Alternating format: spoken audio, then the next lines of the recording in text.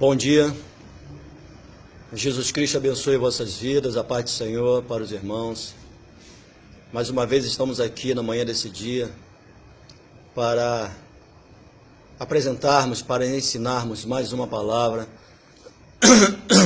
perdão, para tentar trazer, ao entendimento do homem coisas que são completamente diferentes do que hoje se colocam dentro da casa de Deus.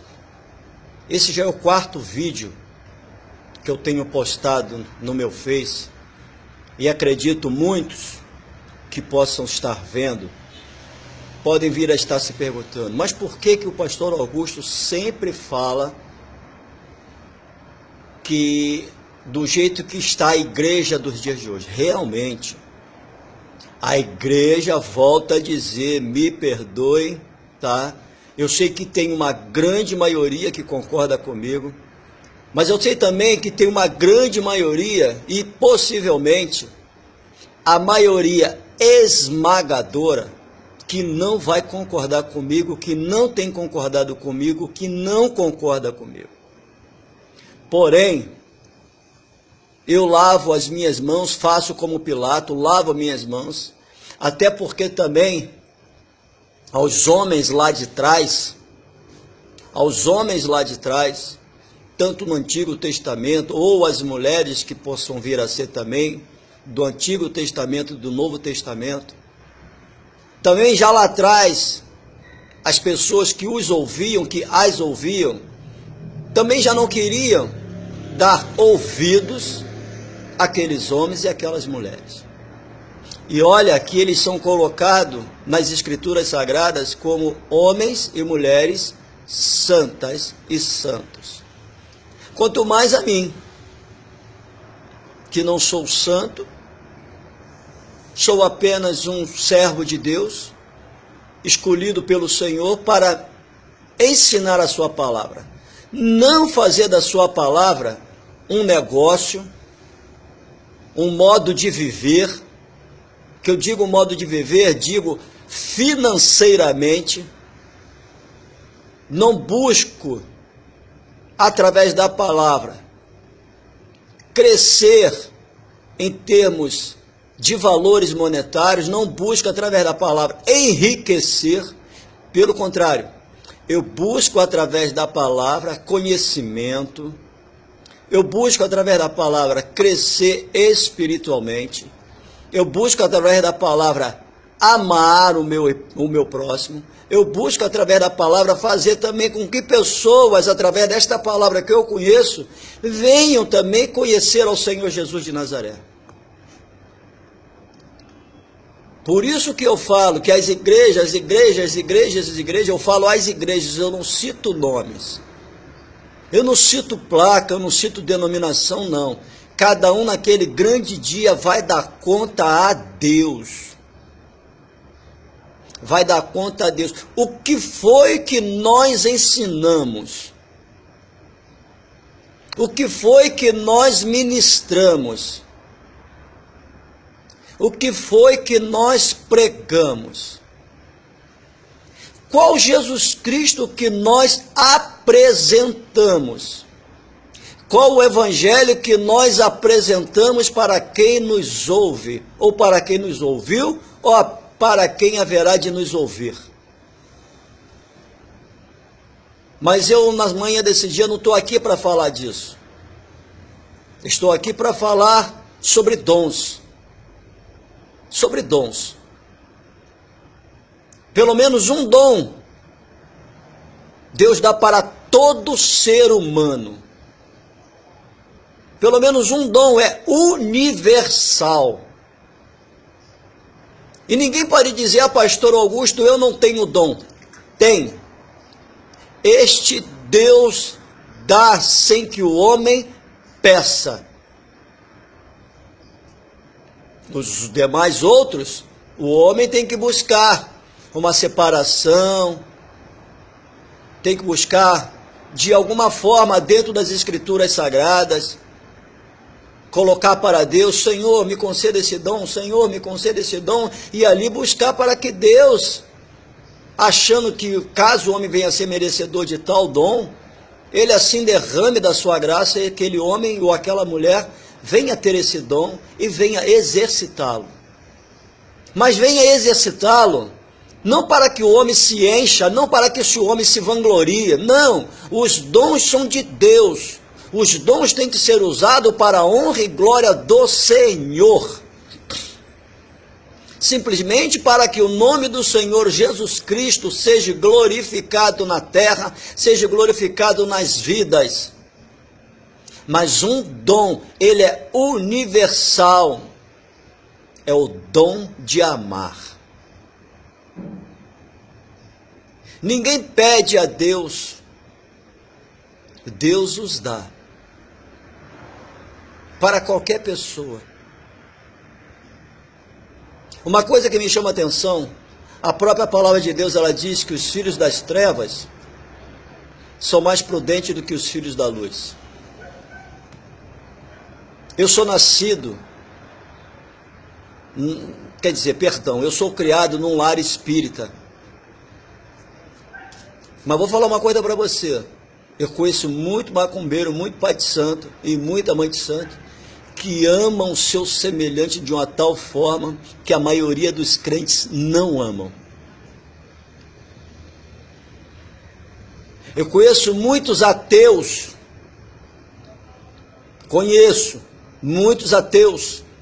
que amam muito mais o semelhante dele do que a maioria dos crentes.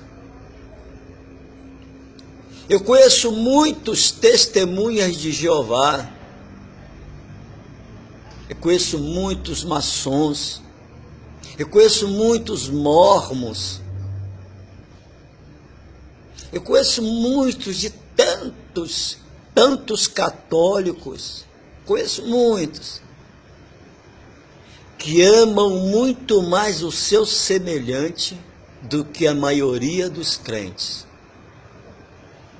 E amam mesmo, hein? Amam. Não é simplesmente dizer, eu amo de boca. Não, ama e pratica o amor. A caridade.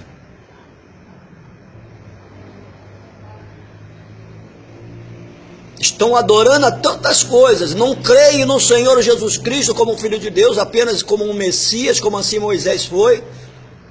O ateu não acreditando em nada, o espírito acreditando lá nos seus caboclos, nos seus oxóssi, nos seus demônios, mas amam e praticam o amor, a caridade. Adoram outros deuses, mas praticam o amor.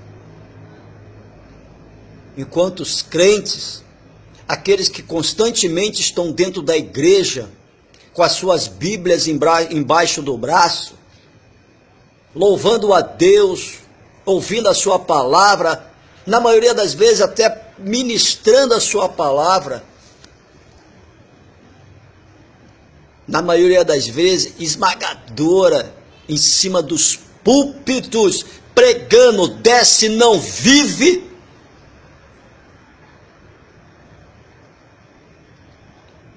O amor passa longe dessas pessoas. O amor está passando longe da vida daqueles que se dizem crentes, que se dizem evangélicos. Volto a dizer, é por isso que eu não gosto da palavra crente, não gosto da palavra evangélico. Mas eu creio que o filho ama, que o servo ama e que o amigo ama. Ama e pratica. Mas são 9 dons, independente desse que é um dom universal. E esse dom, o amar, ele envolve todos esses 9 outros dons. Palavra da sabedoria é o entendimento que nós buscamos de Deus.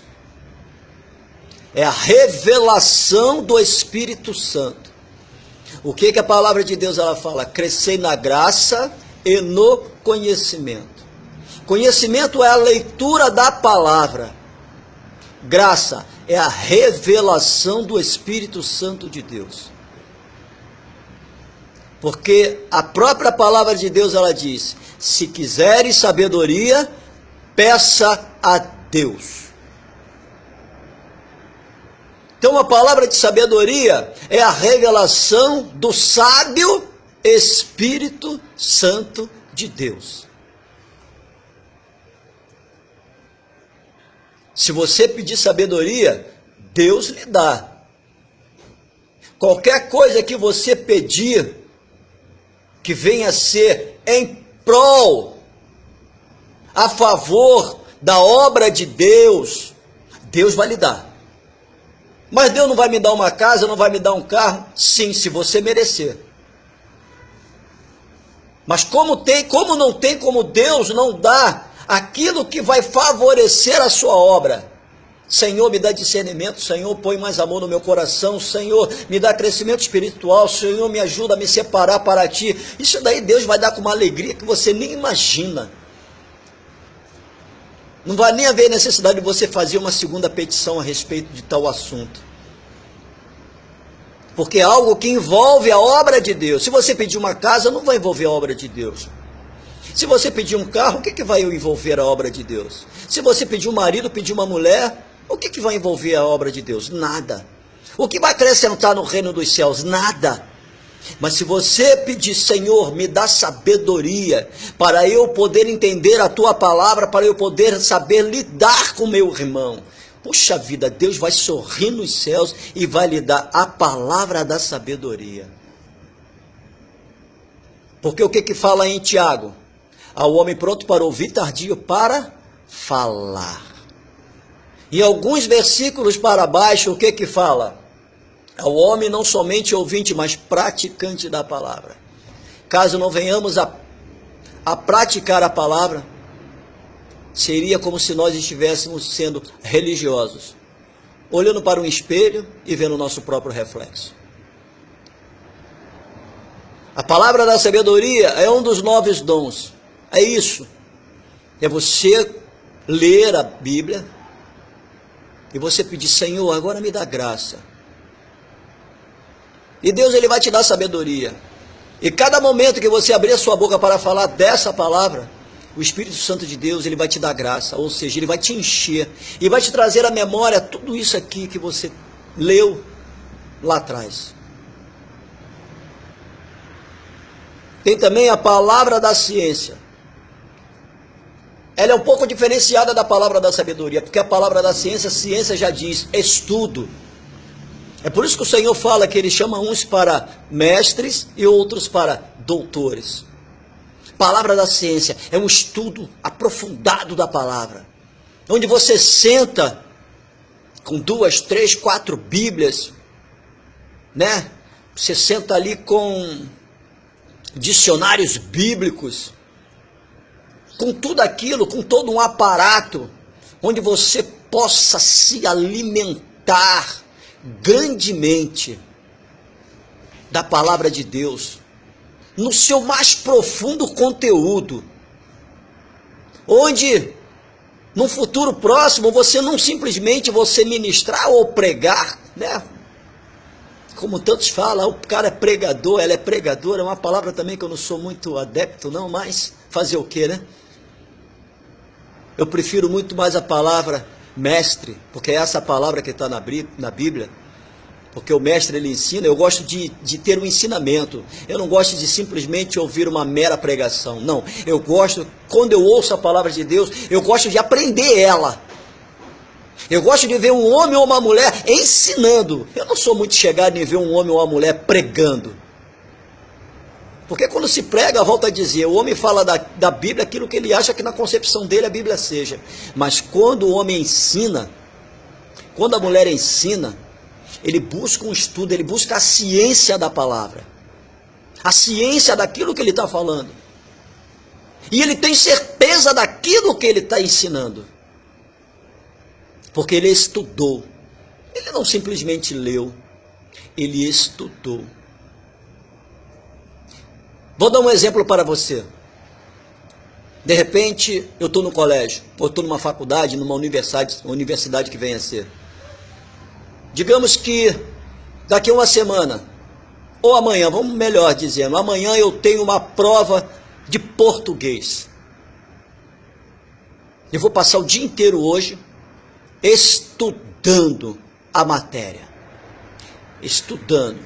Vou pegar livros de português, eu vou pegar o dicionário Aurélio, e vou pegar tantas coisas, e vou ler a matéria. No dia seguinte, quando eu fizer a prova, eu vou fazer uma prova com excelência. Uma semana depois, quando eu vou ver a minha nota, nota 10. Caramba, valeu a pena estudar. Agora, se simplesmente eu pego ali a matéria, dou somente uma pincelada, somente leio, não estudo, porque existe uma diferença muito grande entre você ler e você estudar. Simplesmente eu leio, como se lê um gibi, um jornal, coisa desse gênero assim. E no dia seguinte, quando eu for fazer a prova, eu vou botar um ponto de interrogação em todas as perguntas, porque eu não assimilei aquilo, eu não estudei aquilo no dia anterior. Eu simplesmente li. Então, possivelmente, se eu não colocar pontos de interrogações, eu vou responder aquilo que eu acho que realmente aquilo seja, não aquilo que os mestres escreveram no livro, que é a resposta correta.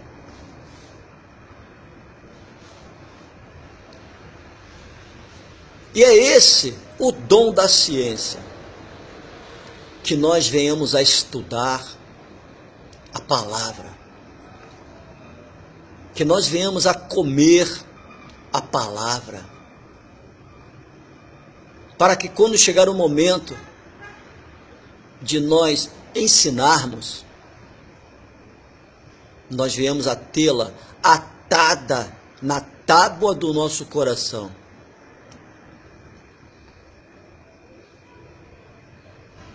Do jeito que Davi fala, Senhor, que eu ate a tua palavra na tábua do meu coração.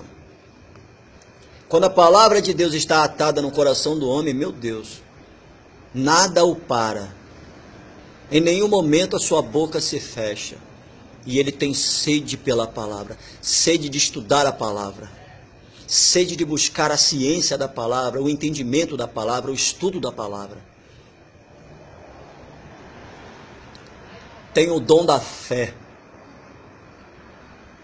Eu vejo tantas pessoas exercitarem tanta fé em tanta coisa, não é?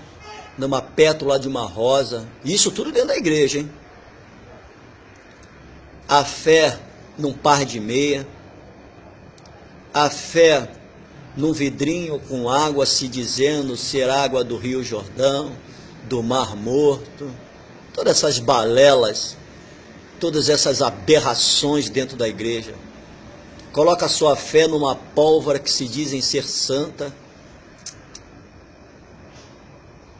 Colocam a sua fé em tantas coisas, mas não colocam a sua fé no Senhor. Lembra daquela passagem do centurião romano? Senhor, eu não sou digno que tu entres na minha casa, porém basta uma palavra e meu servo será curado. Era um homem, a Bíblia relata que aquele homem não era cristão, ele não conhecia Jesus, porém ele sabia que Jesus haveria de passar por aquele caminho naquele determinado dia, e ele foi de encontro ao Senhor. Ele exercitou algo que ele não tinha, olha só. Ele exercitou a sua fé, mesmo não sendo cristão.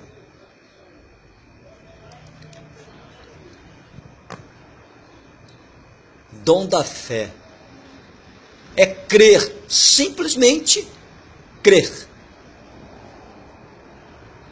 Trazer a realidade, trazer o presente aquilo que ainda não aconteceu. É por isso que quando eu digo que igreja é lugar de agradecimento, mas como eu posso agradecer, pastor, se as coisas não aconteceram ainda? Traga a sua realidade. Isso é um dom. Isso é um dom.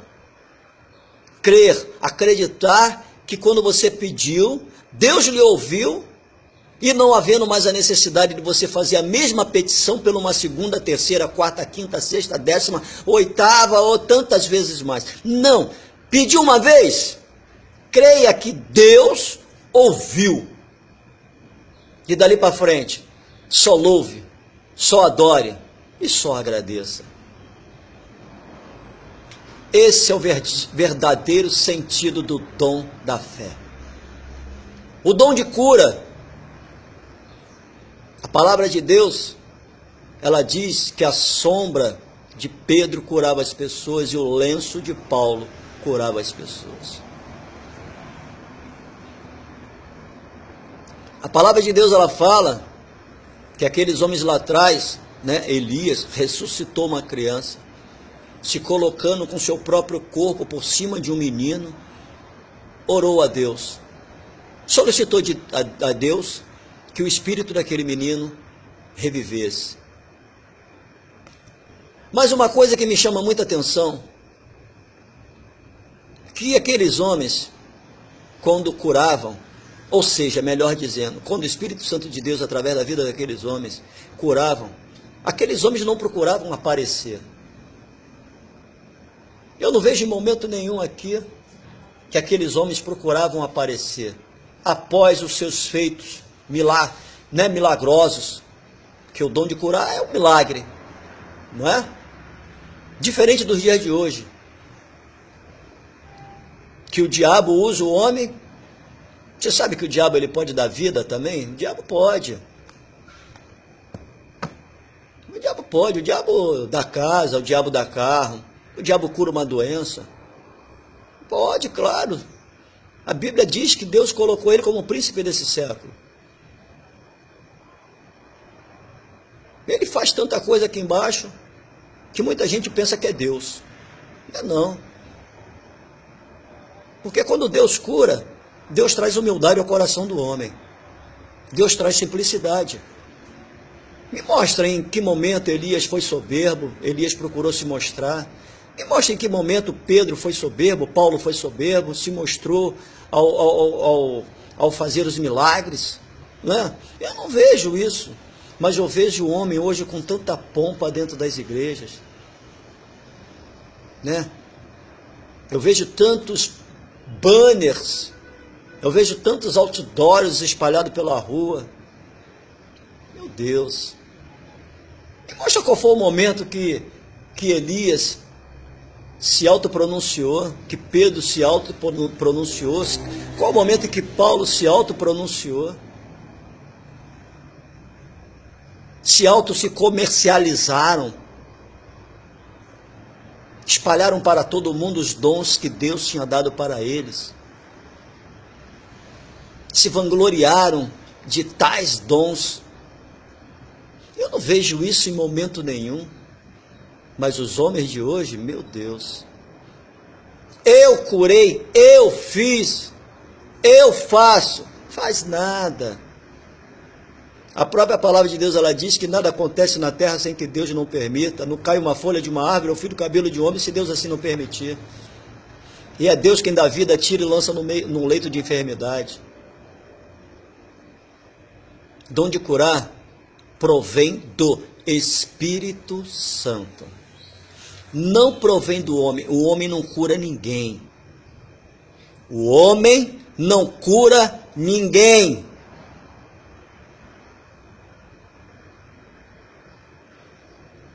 É imbecil, mentecapto, hipócrita, nojento, aquele que acha que está curando.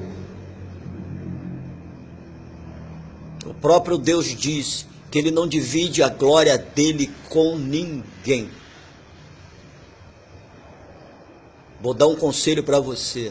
Nunca procure um homem pelo que ele pode fazer. Procure a Deus pelo que ele pode fazer através do homem. Deus um dia usou uma mula para falar com o homem. Não estou dizendo que você vai procurar um animal. Não, não é isso. Procure os humildes. Não procure esses grandes. Os grandes são hipócritas. Os pequenos são humildes. A própria palavra de Deus, ela disse: para eu alegrar o coração de Deus, eu tenho que me diminuir. Operação de maravilhas. Operação de maravilhas, onde o homem opera milagres, prodígios e maravilhas. Faz multiplicações. É praticamente o dom de curar. Só que o curar é enfermidade. O dom de maravilhas envolve tantas outras coisas. Elias, né, ele teve o dom da cura e o dom de maravilhas. Ele falou para que não chovesse, não choveu. Meu Deus, que maravilha. Encheu a botija do azeite da viúva, meu Deus, que maravilha.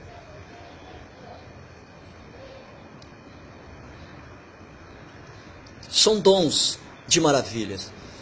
Mas para que isso verdadeiramente aconteça, meu Deus, será que você seria capaz de impor? Muitas das vezes eu vejo pessoas reclamando dentro da igreja: ah, meu bujão de gás acabou, o leite do meu filho acabou, não tenho como fazer mingau, não tenho como fazer a mamadeira. Ah, eu olhei para dentro da minha despensa, só tinha 1 quilo de sal. Você já buscou a Deus para que Deus faça um milagre na sua casa, na sua vida, na sua situação, sem haver a necessidade de interferência de terceiros? Mas como, pastor? De repente, né? Assim daí vai. Aí nós podemos ir para o terceiro dom, fé. Isso daí vai devido ao tamanho da sua fé, devido à tua comunhão com Deus. Aí é você e Deus. O que você está acostumado a pedir a Deus? Qual é a forma que você tem lidado com Deus? Quem é o Senhor Jesus Cristo para você? Em vez de possivelmente você solicitar, né, esses falsos profetas, esses adivinhos da vida, você já procurou experimentar orar a Deus primeiro? Colocar a mão no bujão de gás da sua casa e você sabendo que não tem mais gás naquele bujão, você impor a mão ali e orar: Senhor, enche. E daqui a pouco você ligar o seu fogo e sair fogo do seu fogão. Se dá.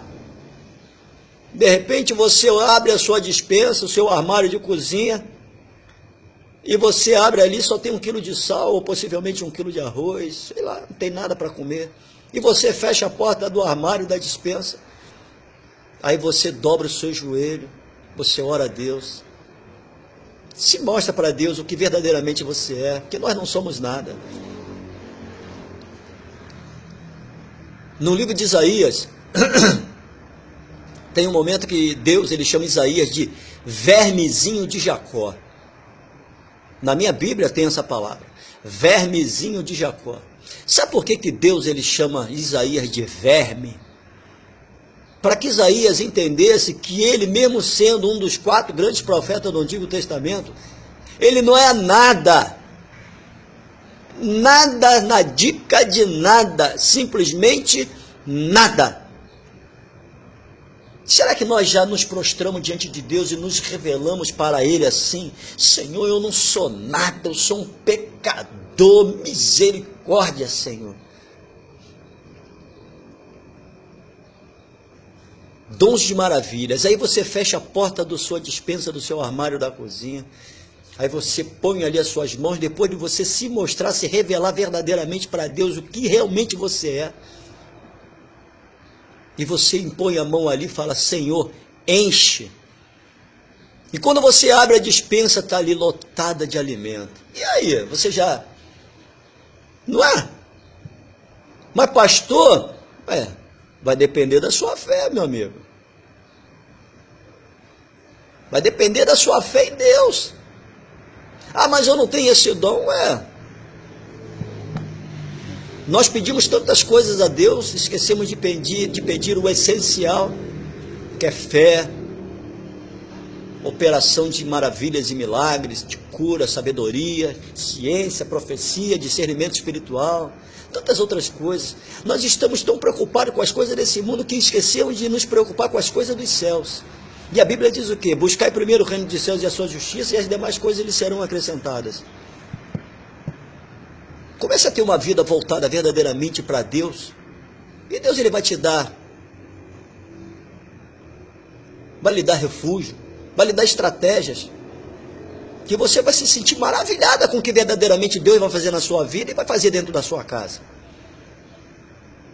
Deus vai fazer com que você não seja mais dependente do homem, mas vai ser dependente completamente, eternamente dele. É isso que Deus quer de mim e de você, que nós sejamos dependentes dele em tudo.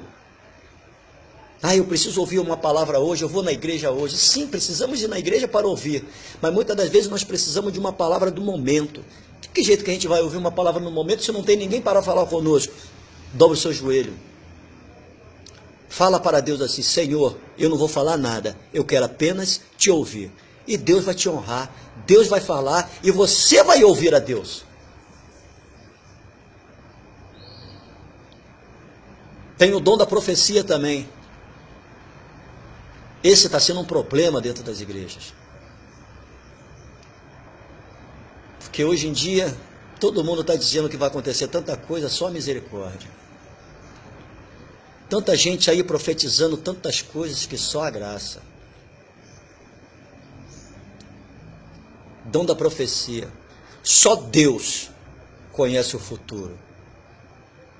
Ninguém mais, nem o diabo conhece. O diabo conhece o passado, porque ele é antes de todas as coisas, e ele conhece o presente, mas nem o futuro o diabo conhece. E nós também não conhecemos todo um passado como o Senhor conhece. Nós conhecemos um passado do momento que nós nascemos até o presente momento nosso agora. E algumas coisas que nós estudamos também, que nós sabemos que aconteceu na história. É esse simples passado que nós conhecemos o nosso presente, não sabemos do nosso futuro. Então, para que nós venhamos a falar sobre profecia, só quem conhece o amanhã, a Bíblia mesmo fala que o amanhã pertence a Deus. Esse negócio do homem dizer, que Deus está falando. Não, a própria palavra de Deus ela fala que muitos estão dizendo que Deus está falando alguma coisa, quando na verdade Deus não está falando nada. Isso é bíblico. Isso está lá no Antigo Testamento. No livro de Jeremias, no livro de Ezequiel. Muitos estão dizendo que Deus está falando algo, quando na verdade Deus não está falando nada. Profecia, só quem pode profetizar é o Espírito Santo de Deus. E como é que eu vou saber, pastor, que aquele homem está cheio do Espírito Santo de Deus? Puxa vida, peça de primeiro. Para você saber se aquele homem está cheio do Espírito Santo, primeiro peça para a sua vida discernimento espiritual. Que Deus vai te mostrar se ele está com o Espírito Santo de Deus ou se ele está com o espírito diabólico, o espírito das trevas. Porque o diabo também fala em línguas. O diabo também é um espírito. E o que ele está acostumado a dizer... Como a Bíblia coloca que ele é o pai da mentira, e ele só precisa de um ser vivo. Antes do pecado entrar na terra, ele precisava de um ser vivo, por isso que ele usou a serpente. Nós podemos ver que após o pecado, ele usou o homem. Ele não usou mais nenhum animal, ele passou a usar o homem. Então hoje o diabo ele está usando o homem para tantas coisas dentro da casa de Deus. E a igreja dispersa porque não está com seu coração no céu, não está com seu coração no Senhor. Ouve, se alimenta de tantas coisas podres que o diabo está falando em cima dos púlpitos.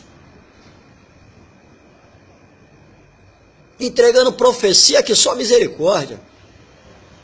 Entregando revelação que só a graça.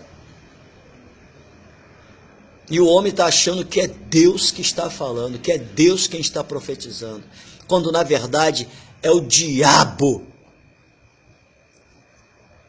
Primeiro, busque de Deus discernimento espiritual, para que depois você possa entender, saber se as profecias que lançam sobre ti é de Deus ou é do maligno. Se for do maligno, não aceite, repreenda na hora. Se for de Deus, ouça até o final. Discernimento espiritual é o que eu acabei de falar. Deus vai permitir que você enxergue com os olhos dele. Deus vai permitir que você ouça com os ouvidos dele. Deus vai permitir que você sinta com o coração dele. Deus vai permitir que você pense com a mente dele. Isso é um discernimento espiritual. Você não fará mais nada de você mesmo. Como o apóstolo Paulo fala, não mais eu vivo em mim, mas o Espírito Santo de Deus vive em mim. Isso é discernimento espiritual. Tudo que Paulo falava, falava através do Espírito. Tudo que Paulo fazia, fazia através do Espírito. Tudo que Paulo sentia, sentia através do Espírito. Deus fazia tudo através da vida de Paulo. Falava, enxergava, ouvia, sentia. Isso é o discernimento espiritual. E ninguém enganava Paulo. Ninguém enganava Paulo. Línguas, dom de línguas. Meu Deus. Está uma coisa difícil hoje. Tanta língua sendo falada. Tantos mistérios, né? Como muitas pessoas, eu ouço as pessoas falar, mistério, misericórdia. Dom de línguas é a língua dos anjos. Se você não está em comunhão com Deus, se você não está no querer de Deus, a língua dos anjos você não fala. Que isso, pastor? Se você não estiver no querer de Deus, em comunhão com Deus, a língua dos anjos você não fala. A própria palavra de Deus, ela diz, não sou eu, hein? Sempre quando eu estou ensinando a palavra, eu jogo toda a responsabilidade daquilo que eu falo nos colos de Deus. Por que eu jogo essa responsabilidade no colo de Deus? Eu jogo para cima da palavra, para que a pessoa entenda que não sou eu que estou falando, é a Bíblia quem fala. A palavra de Deus, ela fala assim, aquele que não está comigo, está sem mim. Se eu não estou no querer de Deus, se eu não estou em comunhão com Deus, eu estou com quem? E a Bíblia diz que o Senhor deu esse século para Satanás ser príncipe. Se existe um Deus no céu e na terra, e se Deus permite que Satanás seja príncipe desse século, se eu não estou com Deus, eu estou com quem, igreja? Eu estou com quem, meus irmãos? E se eu não estou em comunhão com Deus, se eu não estou no querer de Deus, e por motivo disso eu não falo a língua dos anjos, eu vou falar que língua? Qual é a língua que eu vou falar, mesmo que ela venha a ser enrolada na minha boca? Volto a dizer, eu fui criado num lar espírita. O diabo fala em línguas. Cuidado. Cuidado. Interpretação de línguas. Isso é um dom raríssimo dentro da igreja hoje. Já vi, é uma coisa linda, mas é um dom raro. Raro, raro, raro. Mas Deus ainda dá, é só o homem pedir. Deus dá tudo. Interpretação de línguas é interpretar a língua dos anjos. E quem é que vai interpretar a língua dos anjos? é aquele que habita dentro de mim e dentro de você. É aquele que habita dentro de nós, o Espírito Santo de Deus. Eu não tenho condições de interpretar nada. Você não tem condições de interpretar nada. Mas o Senhor, através do seu Espírito, sim. Engana-se o homem que pode tudo isso aqui. Engana-se o homem. O homem não pode nada. O homem é limitado. O homem é falho. O homem é pecador. O homem é miserável. Mas quando quando o homem se coloca na posição para Deus usá-lo e ele continuar na sua humildade, aí sim, aí o homem, aí a mulher passa a ser homem e mulher de Deus. Porque aqueles homens lá atrás tiveram, o adjetivo de profetas. Porque faziam o querer de Deus. Estavam na vontade e no querer de Deus. Essa é a diferença dos homens e das mulheres lá de trás. Quem é que está no querer de Deus hoje? Quem? E aqueles homens e aquelas mulheres lá atrás não se exaltavam, não.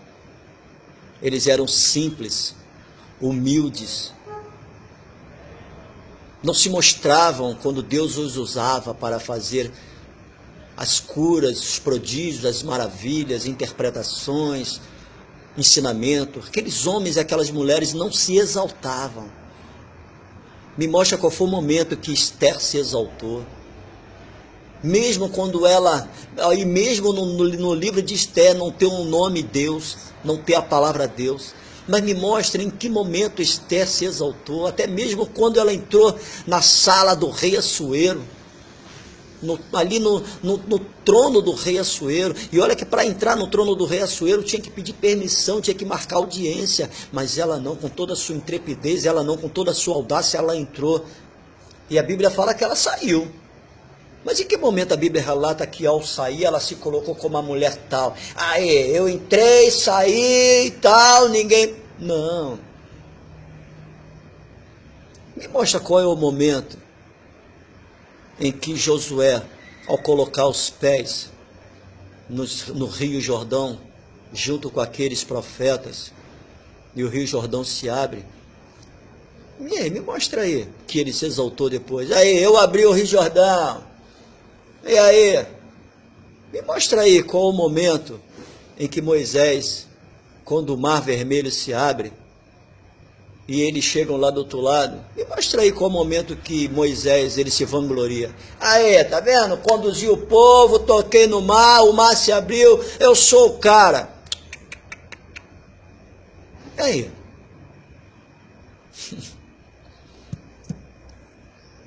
Vai ver os homens de hoje. Vai ver as mulheres de hoje, se exaltando no púlpito, nas tribunas das igrejas, dizendo que fazem, eu faço, bate no peito dizendo, eu faço, a igreja é minha. Meu Deus, hipócritas, todos hipócritas. Que você possa dobrar o vosso joelho e buscar em Deus esses dons, mas que você possa usá-los a favor da obra de Deus.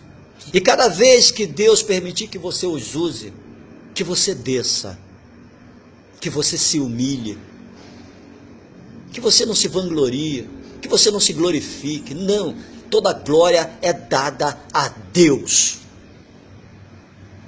Porque você agindo desta forma, Deus vai alcançar através da sua vida dezenas de centenas de milhares de pessoas. E os dons haverão de se propagar. É o efeito dominó. É igual uma bola quando desce uma montanha na neve. Lá em cima ela é pequenininha, mas quando ela chega lá embaixo, meu Deus, chega com um tamanho gigantesco. É assim que Deus quer que nós usemos os seus dons. 9, porém o Espírito é o mesmo. É desta forma que Deus ele quer fazer com que você use o dom que Ele deu. O dom que Ele colocou nas tuas mãos. Que você use com humildade, com carinho, com temor no Senhor. E você vai ver o que Deus vai fazer na sua vida. Amém, meus amados? Jesus abençoe as vossas vidas. Uma ótima terça-feira para vocês, tá? E eu sempre coloco o número do meu telefone nas minhas mensagens. Qualquer coisa que precisar do pastor Augusto, independente do horário, pode ser de manhã, de tarde, de noite, de madrugada. Eu sou natural do Rio de Janeiro, porém eu moro na cidade de São Luís do Maranhão há 1 ano, tá? Que vocês possam ligar para mim. Liguem para mim. Eu sei que eu vou estar numa cidade, possivelmente vocês na outra, mas a Bíblia relata que Deus é Deus do perto e Deus do longe. Você numa linha de um telefone, de um celular que venha a ser, e eu do outro lado, nós vamos estar orando. Orando a favor da sua vida, a favor daquilo que você necessita. E Deus vai nos ouvir. Até porque haverá concordância entre eu e você. E Deus vai ouvir. E Deus vai operar o milagre. Amém? Um beijo nos vossos corações e que Jesus abençoe as vossas vidas.